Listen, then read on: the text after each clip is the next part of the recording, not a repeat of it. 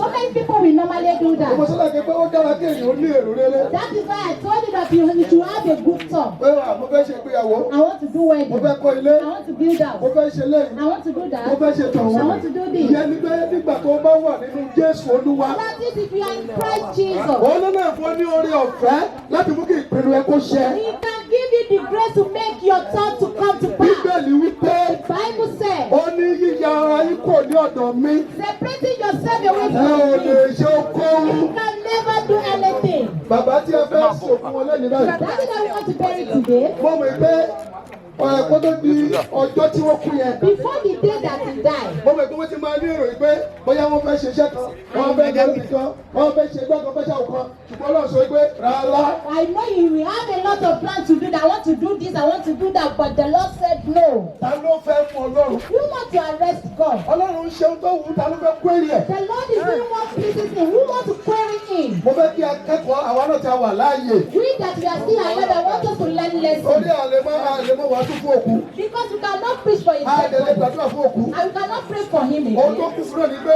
iṣẹ́ ọwọ́ rẹ̀ lẹ́wọ́n mú wa tọ́ lẹ́yìn. And his work is going to be following Ṣùgbọ́n him. àwọn bẹ́ẹ̀ ti wà láàyè. But we that we are still Ẹ jẹ́ ká alive, ronú wípé let's think deeply. ọ̀láyé lè má dé.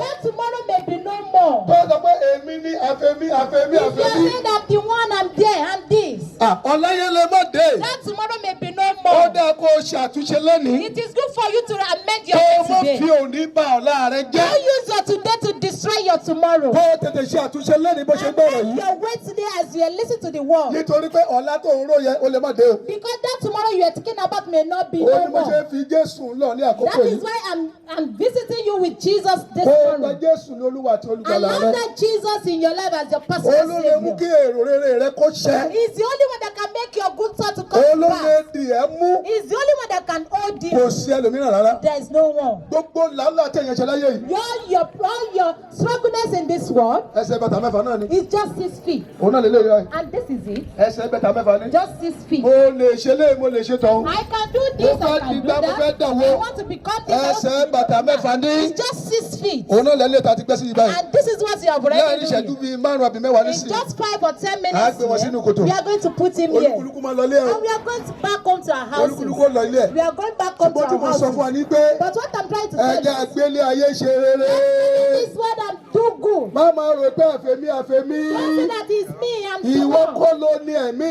rẹ. You are not the owner of your soul. Ẹlẹ́mi lè béèrè nígbàkúùgbà. The owner can ask of it Ṣùgbọ́n ohun anytime. tó bá ṣe ni àwọn èèyàn ó máa ròyìn. But once you do, people begin to talk about Bàbá it. tó wà nínú pósí bíi. The daddy that was here, Ohun tó ṣe nísìnyí làwọn èèyàn ó máa ròyìn. and what he has done, people begin to talk Ó about ní it. àwọn èèyàn ó máa sọ nípa rẹ̀. People begin to talk about Ẹ it. jẹ́ ká ṣiṣẹ́ rere torí ọjọ́ àti sùn wá. Let's do a good thing because of our sleep. Torí ọjọ́ àti sùn náà ni ẹ bọ́. Because of the day of the Ṣé náà mo rest. bẹ̀ wá àwọn ọmọ Ọlọ́run Please, gbogbo. I beg you, you children of God. Ẹ jẹ́ kí a máa ronú ọjọ́ Let's àti sùn wá. think about the last day. Mo gbàládùá gbogbo ọkàn tó ń gbọ́ mi lẹ́nìí. I pray for all the soul that is listening to me. Lórúkọ this Jésù morning. a ò ní bọ́jọ́ lọ́jọ́ lọ.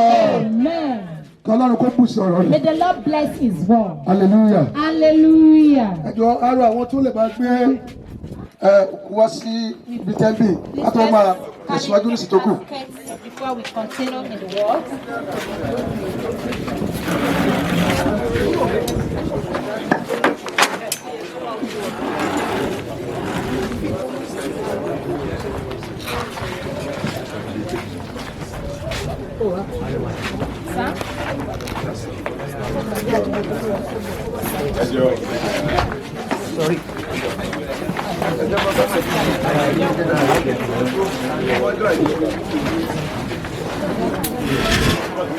Tí nílà ẹ̀kọ́ ní tutọ́, ìjọba ìlú máa lọ sí ìdájọ́.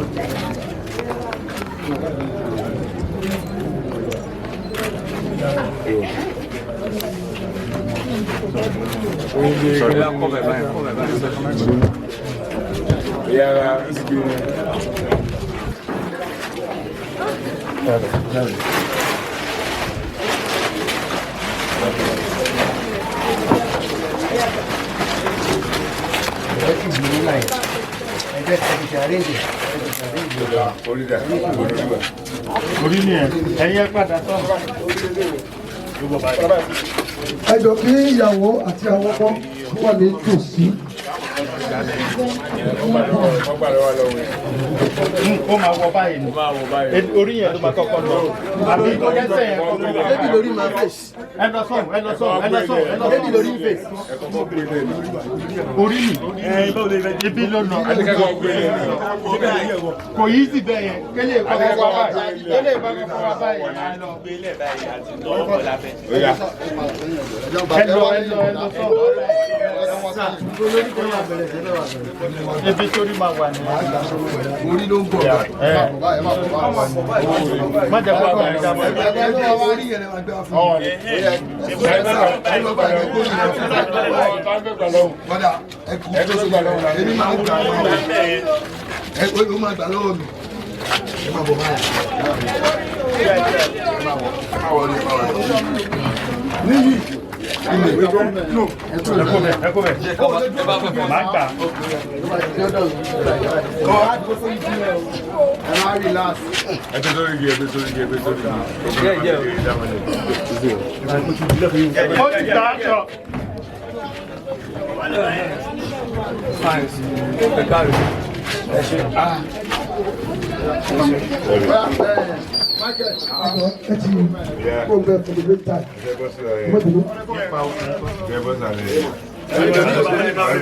Oníjẹ máa wọlé, ẹ máa wọlé.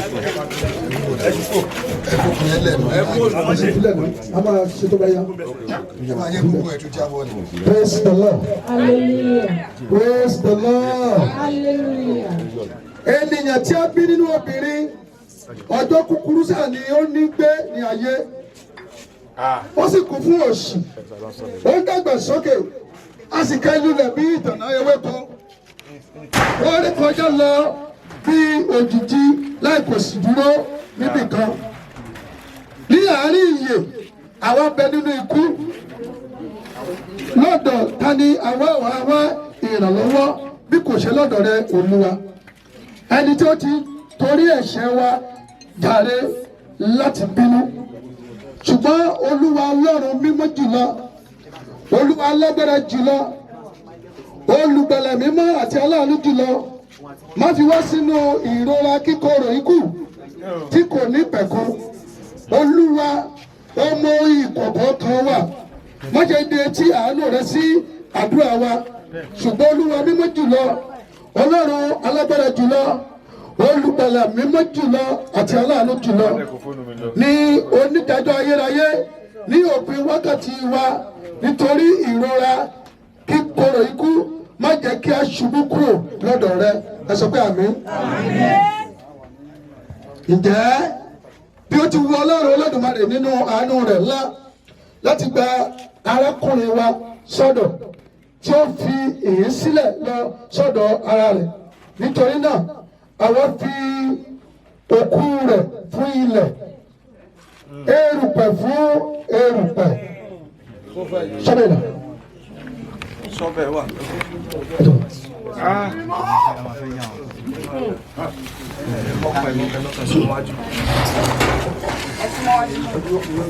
Ó rí pé a máa bọ̀ sí ẹ jẹ́ kí àwọn kan bá gbé sálẹ̀. Ẹjọ́ ẹ̀yà báyìí. Ẹ ọ́ níbi tó yẹ wá ní Àwọn tó máa yọjú yẹn.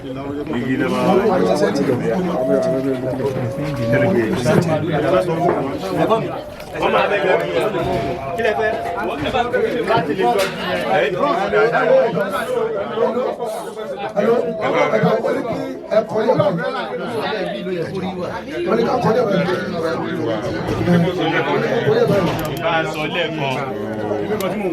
Ẹ má jẹ́ fẹ́ kó lè wà ní.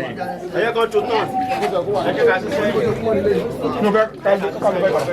Ẹjọ́ ẹ bá a sún báyìí, ẹ bá a sún padà lẹ́yìn.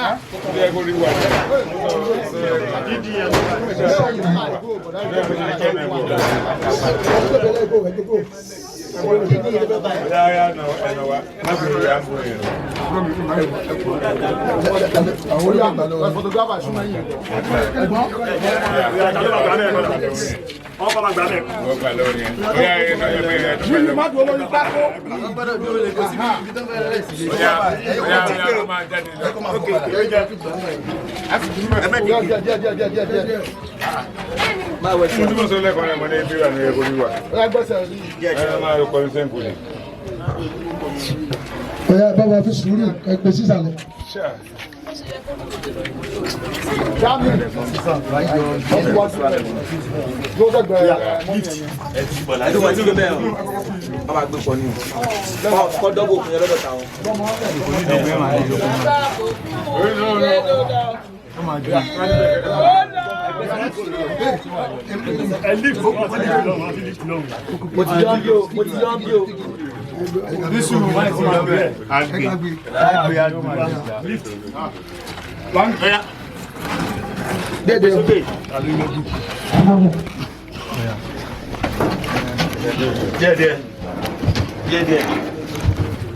Nítorí náà àwa fi òkú rẹ̀ fún ilẹ̀ erùpẹ̀ fún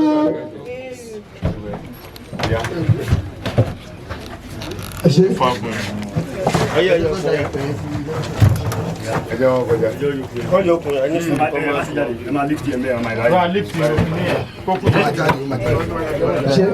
Ìjọba sọ sẹ́yìn báyìí.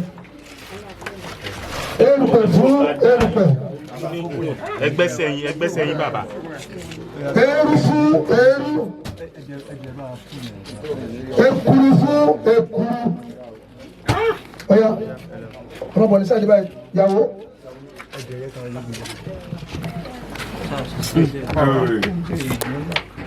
Ẹni wọn mú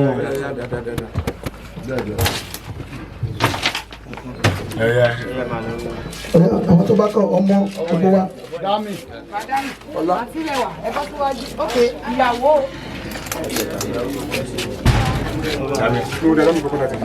Dami Jésù jẹ́ kí Dami dàtẹ̀. Kadura.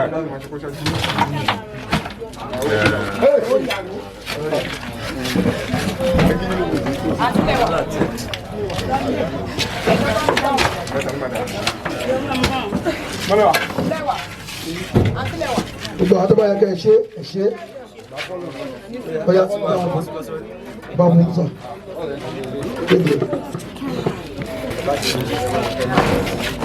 Ọ̀rẹ́ máa kàmẹ́rà mi.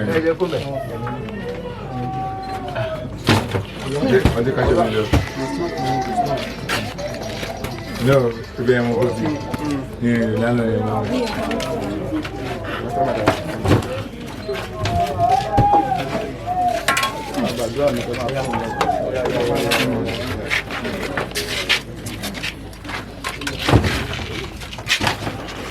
Ọ̀pọ̀ àjẹ́ ìtẹ̀wọ́ ń gbà lọ́rùn. Yétúndé. Sọ ẹjẹ́ kí n sọ̀rọ̀ mi lẹ́bùn kí n má sọ̀rọ̀. Sọ ọmọ ló bẹ sọ.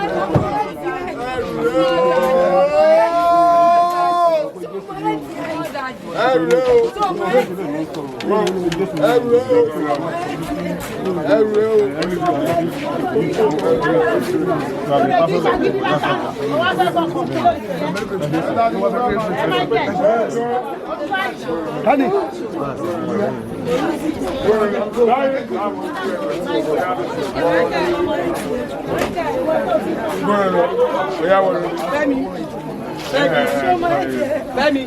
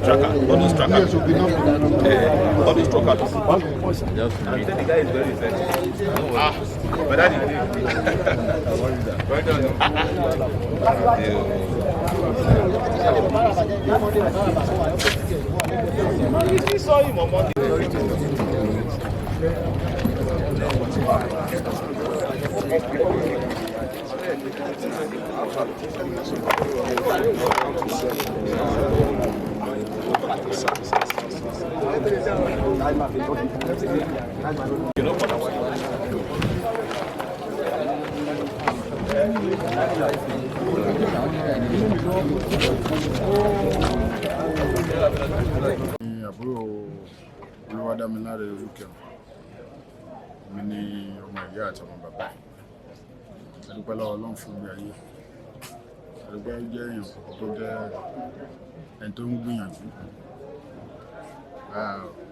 àti lost dádì wa láti 1976 adúpẹ́ lọ́wọ́ Ọlọ́run pé ìtọ́tọ́ wà adúpẹ́ lọ́wọ́ ìyá wa náà tó wà àgbọ́dúnmọ̀ bá dáadáa wà á kàn mọ́ pé àwọn nǹkan tó ń lé sílẹ̀ fún wa bàbá fi àwọn nǹkan tó dá sílẹ̀ fún wa láti bí ẹ̀kọ́ ọ̀tí ìyá wa ó gbìyànjú gan adúpẹ́ lọ́wọ́ Ọlọ́run náà pé ipò tí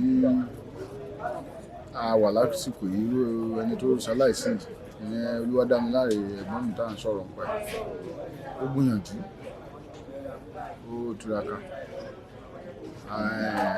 alápá adúpẹ́ lọ́lọ́run kò tẹ́ wa lọ́rùn nínú wa ò ṣùgbọ́n àyè ọpẹ́ sí sílẹ̀ because you can see people around us ẹgbẹ́ òun náà tó bá jẹ́ nìkan tí ò wúlò wà lẹ́yìn tó jẹ́ nìkan tí ò jẹ́ èèyàn gidi kan wọ́n lè má lè fẹ́ wá adúpẹ́ fún ìgbé ayé ẹ̀ adúpẹ́ fún àwọn nǹkan díẹ̀díẹ̀ tó náà fún láǹfààní láti ṣe adẹ̀ bẹ̀ Ọlọ́run pé kó síjú àánú ẹ̀wọ̀ ẹ̀yìn ẹ̀ kó má bàjẹ́ then àwọn nǹkan tó fi sílẹ̀ tọ́lọ́run ràn wá lọ́wọ́ láti lè take care ẹ ṣé.